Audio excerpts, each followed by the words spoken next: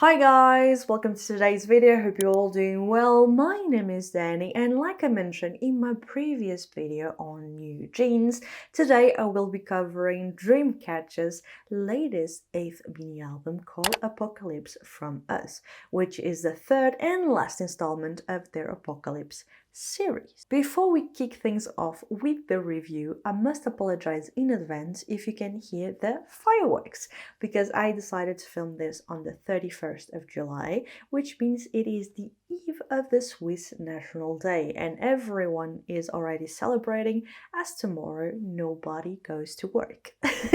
And so I think I chose the wrong time to film, but still I'm going through it because lately I've been feeling a little bit down with work and my personal life. There's a lot going on, so I don't have the energy to talk about K-pop, but now I am feeling a little bit better and I want to talk about Dreamcatcher. So we're going to pull it through, and if you can hear the fireworks, just think about people celebrating the Swiss National Day outside and how happy they are. And let's continue talking about Dreamcatcher. So, as an insomnia, for the longest time, every single time that they release a new comeback, I'm here for it. And actually, when they released this, which was more than a month ago, I believe, I wrote down the review for it right away. But, like I said, I was feeling a little bit down. A lot has been going on. And so I didn't find the strength to film it and share it with you. I didn't want to do something half-assed. And so it has been a long time, and I wrote a lot of things about this album because even though it's only 5 songs, it is Dreamcatcher, and Dreamcatcher is definitely one of my favorite girl groups of all time because of the fact of how, detailed they are with every single new release. They have their own sort of formula, let's say, with their title tracks being more rock influence, being more intense, while still, of course, having some songs that are a little bit of the outliers because they have more variation to it, and that includes the title track for this mini album. But then, when it comes to the B-sides, they experiment a whole lot with different genres. So, if you just look at the surface, like I mentioned in every single one of my reviews of Dreamcatcher's albums, you might think that they are just a rock K-pop group, which on in itself has nothing wrong with it. But then you scratch a little bit the surface and you find a track list that is very, very diverse and showcases the true talent of the group. But their title tracks follow a storyline that is way bigger, and when you put all the different installments of their series one next to another, you see just like the big picture. And one thing that is really enjoyable as well with their music is that they are really engaged with the climate, and they are really aware of the climate change and how important it is to sort of bring awareness to that topic to people, to the general public, to their fans. And so they continue that storyline with the title tracks talking about that. But then you have different other topics that can be related to that main topic or not with their B-sides, which I find to be a nice dynamic that is not really easy to do, but that Dreamcatcher managed just to do it beautifully. And so for this mini album, we have 5 tracks. Like I said, we have the intro from Us, then we have Bon Voyage, my notes are so long, then we have Demian, Purpose, and last but not least, To.You. And so today I will be talking to you guys and sharing with you my thoughts on every single one of the songs. If you want, you can also leave in the comments down below your favorite songs from this album. Share your own review down below as well. And now, without further ado, let's jump right into it. So, if you have been an insomnia for a long time, like myself, or if you just listen to some of their albums, you know that with every single one of their albums, they have a sort of structure with an intro that sort of summarizes a little bit the types of genres that you can expect from this mini album.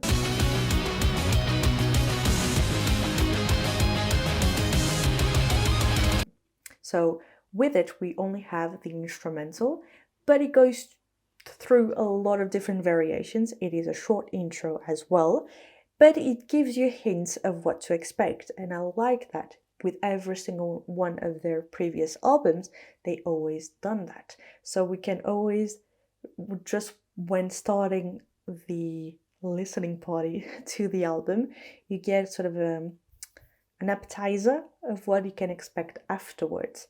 And I feel like when you listen to the album over and over again, the full track list, you can sort of get into the mood of it all with the intro. In this case in particular, the intro, and like some other intros of theirs, it has a little bit of the instrumental from the title track, which I think it is a really nice addition to it every single time.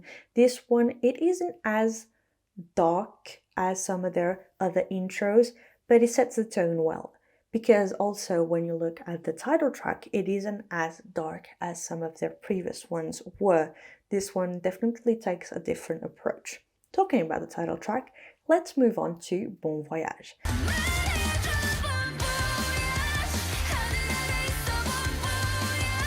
This is actually their second song with a French title, and I must say I am impressed.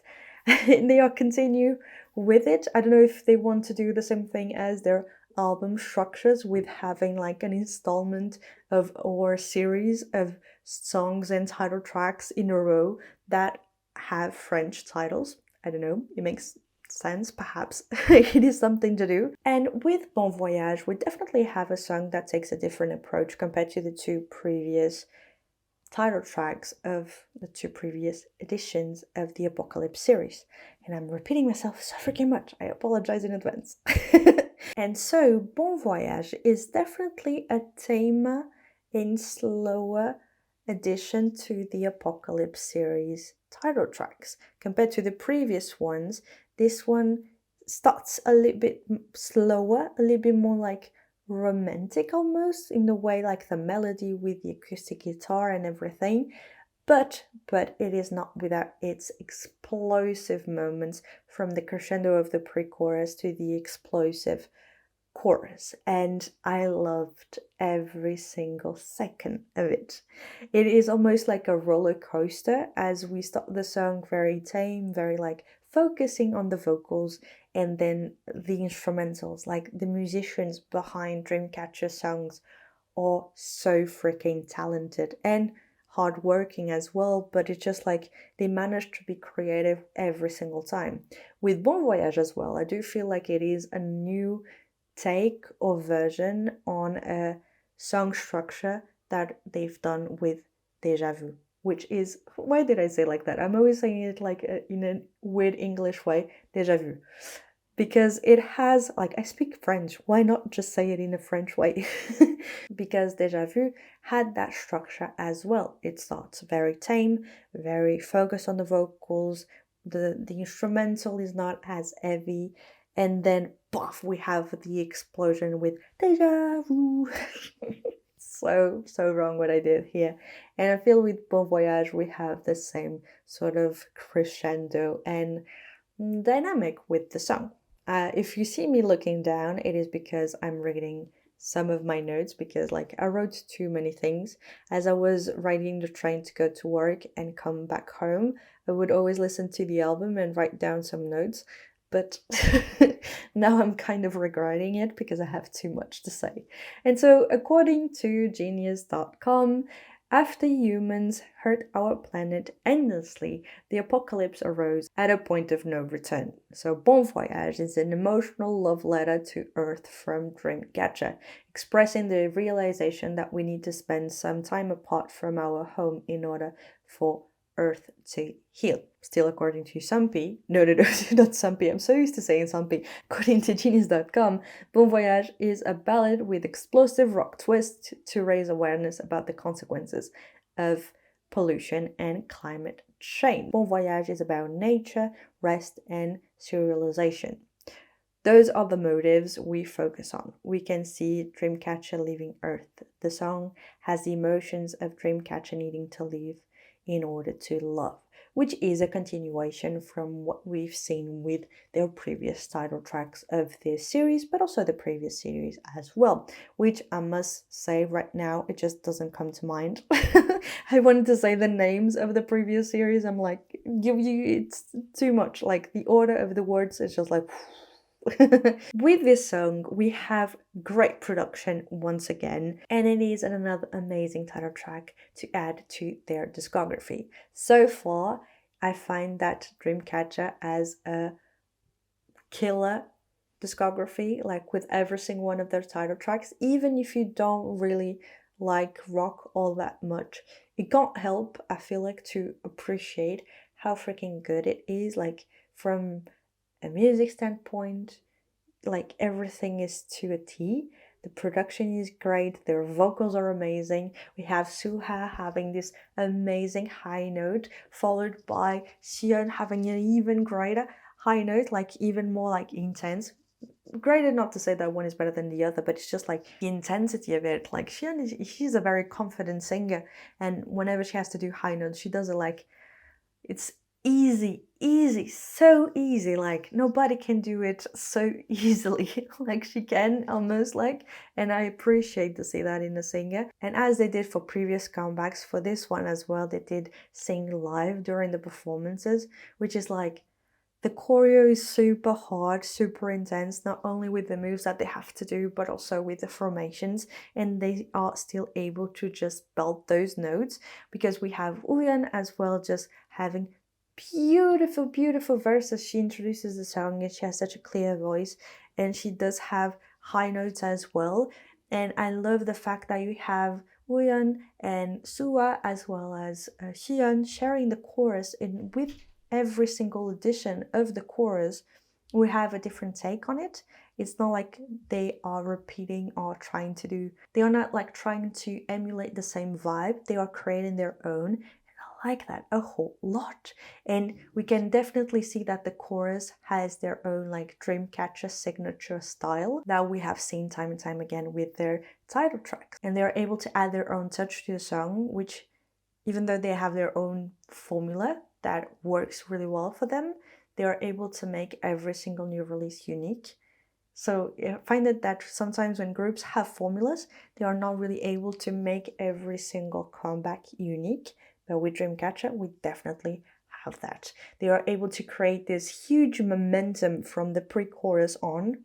Then vocally speaking, like I mentioned right before, it is to be expected we have great vocals for this comeback as well. We have Uyan for the introduction to this song with her very clear vocals, but then she's able to reach that climax for the chorus as well and bring a different touch to it. The same can be said of Xian's and Sua's version of the chorus as well, which are a little bit more rough to some extent. I love their high notes as well. They are very different from one another, but both very impactful. Then we have To.You bringing a little bit more of sweetness with the pre-chorus that really gets us ready for the climax of the chorus, which I'm saying so many times over.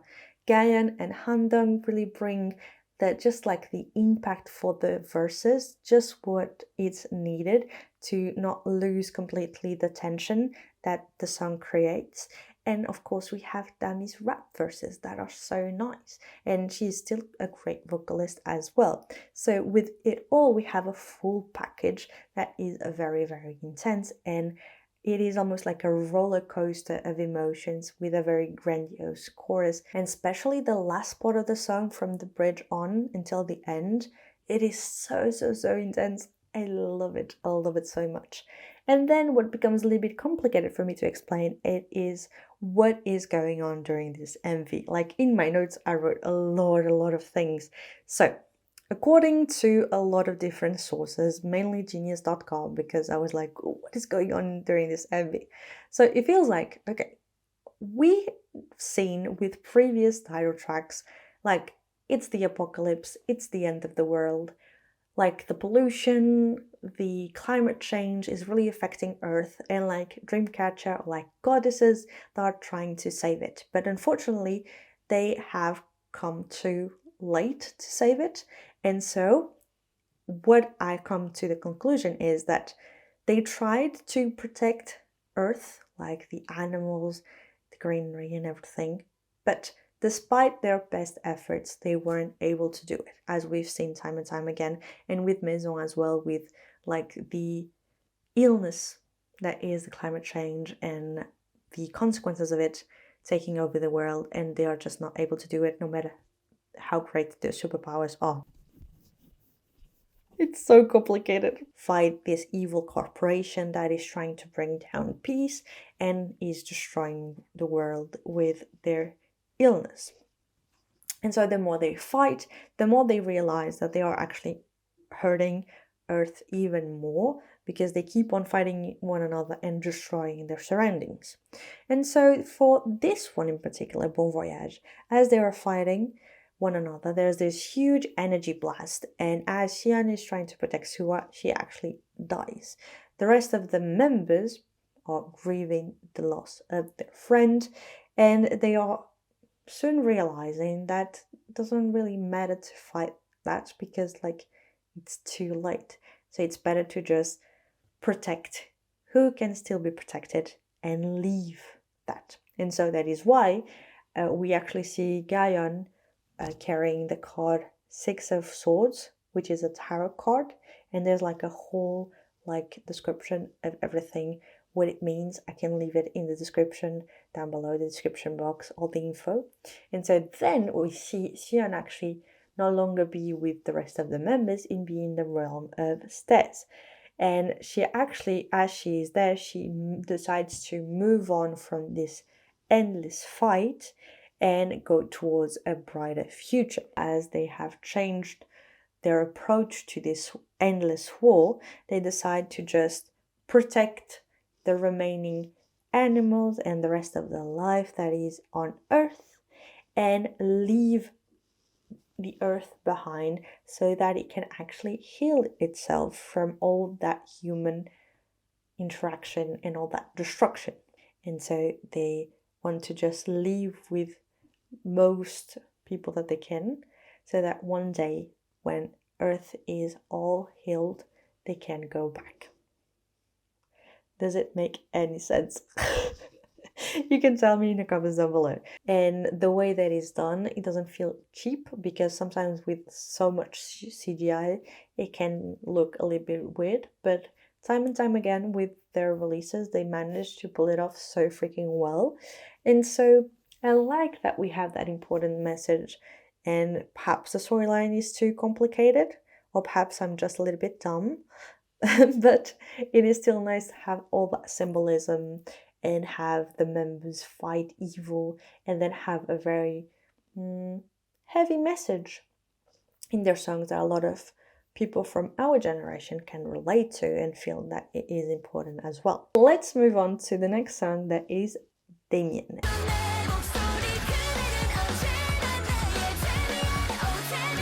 And so Demian, according to Genius.com, if I'm not mistaken, once again, is a new metal song with refreshing bass synthesizer sound that express confusion and anger.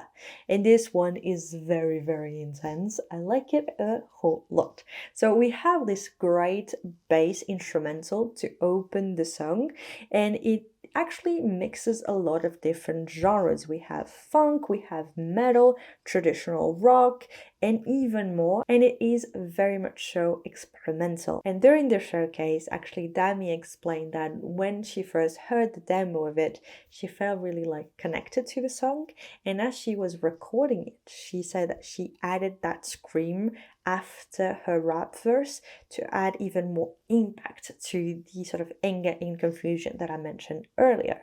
Each section of this song is very intense, and it has a little bit of this sort of sexy and powerful vibe to it. It is a really badass song with a more angered approach. The instrumental is really, really great, especially for the bridge section. I love their vocals once again, and Dami's rap was really, really nice. When it comes to the title of this song, I was really perplexed. I didn't really understand what the meaning of it was. And actually, as I was looking it up, I think it was also on Genius.com or other reviews. I'll put all my sources in the description box down below. But apparently, it says that the title of the song comes from a book of the same name, in which the character actually has this sort of self discovery journey in which he is always battling a little bit good and evil, and also sort of the illusion that he has on the world. So it's constantly on conflict. And here for Dreamcatcher, it seems almost like it is the same thing as we see in their lyrics, almost having this sort of duality between fantasy and the sort of dark reality that they are living in. They are trying to find hope in the midst of it all. And so it feels like Dreamcatcher is trying to draw a comparison to this book's story by telling us during the lyrics how they are trying to find their sort of Demian, their hope. As this character goes through this journey, he's able to find it, so they are trying to find it as well. And so Demian can be a sort of symbolism to the fans, to their family, to just each other, and how as they continue to focus on it, they will be able to find hope and will be able to continue their journey. Does it make any sense? It made some sense when I was writing it down, but now not so much. So overall, Demian is one of my favorite songs from this mini album. Yet again, there's a lot going on in terms of the symbolism and the storyline that they want to build around this song. Did I explain it correctly? Perhaps not. Do you get the gist of it? I hope so. And I like how you can sort of sense that there's a lot going on and that Dreamcatcher is going through a lot, fighting all of that and not knowing exactly what is good, what is evil, but still fighting and still moving forward and just doing their best and having hope that it will get better. It almost feels like there's this contrast between the instrumental and how intense it is and how like powerful and angered it is, but at the same time we have the lyrics that still want to find a little bit of hope in it, which I find to be a really nice contrast. I don't know. I'm perhaps talking a little bit too much and I need to move on to the next song. The next song is Purpose.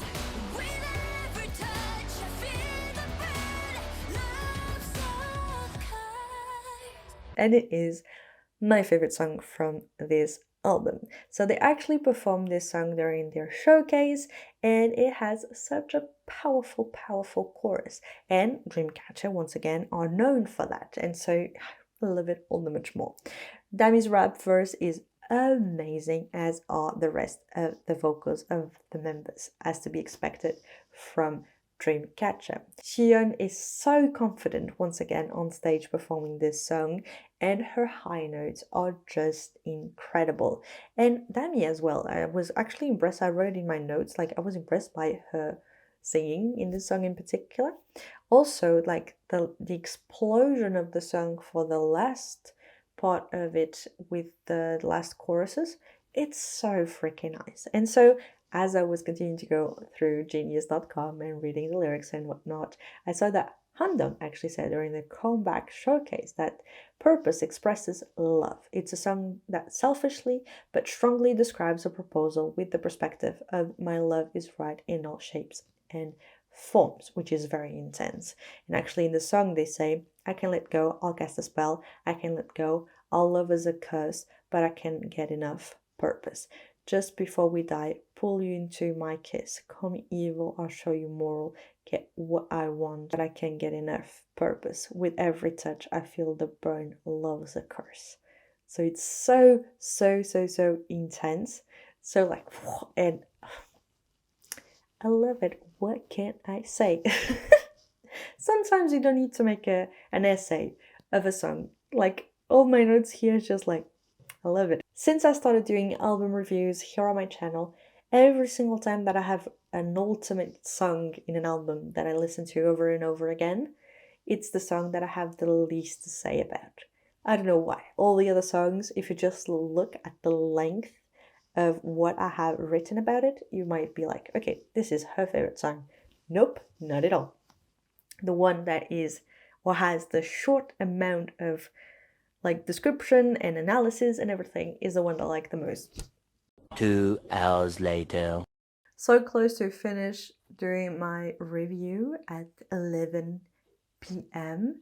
and my battery decides to die. So let's try to continue reviewing after a short break. I don't make any more sense. But the last song on this album, it is To.You. And this song they have performed it during the showcase as well.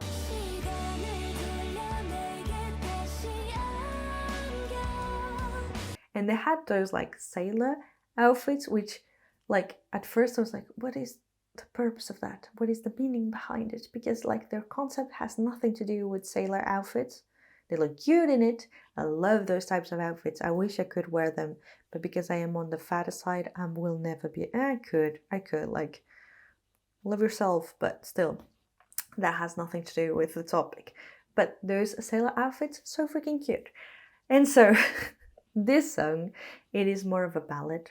It is a powerful ballad with an acoustic guitar, and it is a sweet way to end this album. After the roller coaster of emotions that we went through from the outro, after the roller coaster of emotions that we went through from the intro until now, we just end on a nicer note. And during the showcase as well, Demi explained that the last track, To.You, is about being unable to easily forget after a breakup. The song expresses regret and longing, and we can definitely feel it even though we might not understand a single word of Korean.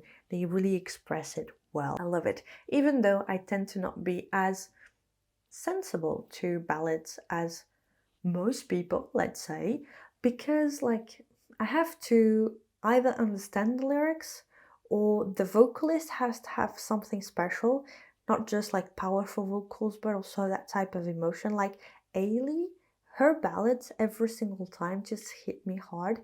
I don't know why, but they do. And Dreamcatchers as well, because they have this special thing. I don't know why, especially when I watch their live performance of it, it always feels different. It always feels a little bit special. And especially for this one here, as they are expressing this regret of a relationship that they took for granted, they desired to actually express more and be able to be together once again, but it is actually too late to do so.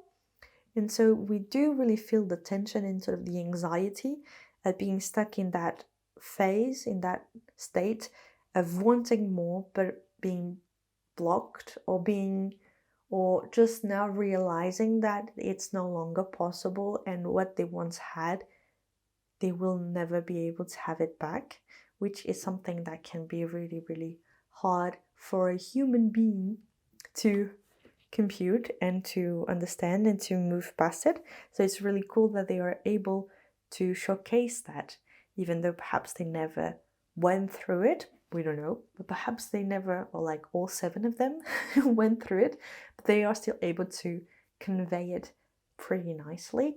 Of course, like the vocals of Uyan, Hyun, Sua, To.You with her sweetness, they always like impact me. But Handong, Tami, and Kayan, they are just developing their vocals so much more with every single one of their new releases that I just love to see, especially them performing live, to see like the proper evolution of it, which is really nice.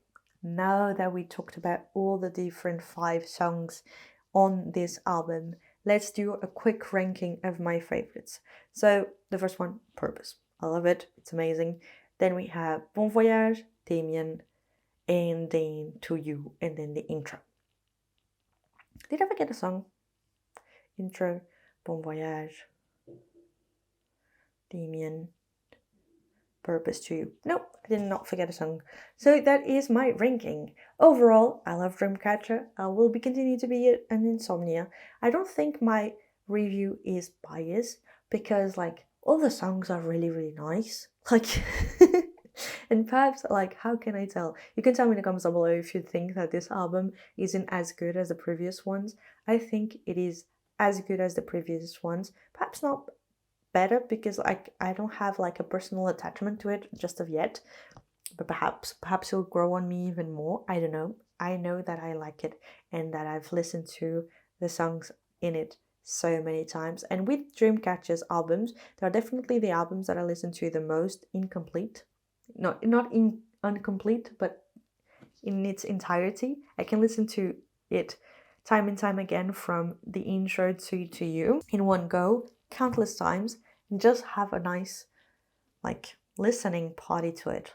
I like it. What did you think about it? What album should I cover next? I was thinking about ITZY's album because it just came out and perhaps for once I won't be that late. I also want to talk about Misamo. I think you pronounce it like that because I will be going to Twice's I was going to say album, not at all, to Twice's concert on the O2 Arena in London. So I'm really excited for that. So yeah, you can tell me in the comments down below whatever you want me to do next. Come on, comment, tell me. I just want to have a discussion with you. It's not like just me trying to have engagement on my posts. Not at all. I just want to know that there's someone out there that likes K-pop and wants to talk about it with me. Okay, it's 11 p.m. I need to go to sleep because I'm feeling so tired. Okay, guys, thank you so much for watching this video. I hope you liked it. I hope you enjoyed it. Don't forget to share, like, and subscribe. And I hope I'll see you in my next one, whatever that one is about. Bye!